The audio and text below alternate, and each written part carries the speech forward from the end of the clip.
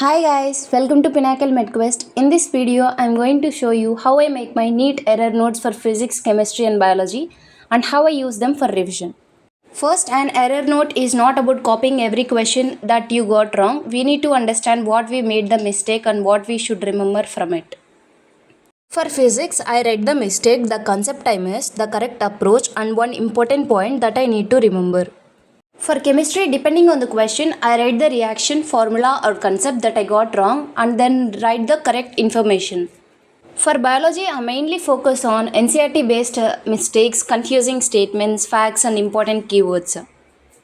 But the most important question is, why did I get it wrong? Was it because I didn't know the concept, forgot a formula, misunderstood the question or made a silly mistake?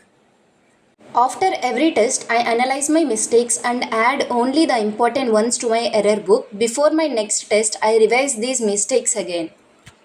The purpose of an error book isn't to make more notes, it is to make fewer mistakes. So analyze your mistakes, revise them and try to improve in every test. If you found this useful, comment error book or I'll know you watched till the end and tell me which subject do you make the most mistakes in, physics, chemistry or biology. If you found this video helpful, don't forget to like, share it with your NEET friends and comment down below what topic you want me to cover next. And if you're preparing for NEET 2027, subscribe for more preparation videos. See you in the next one.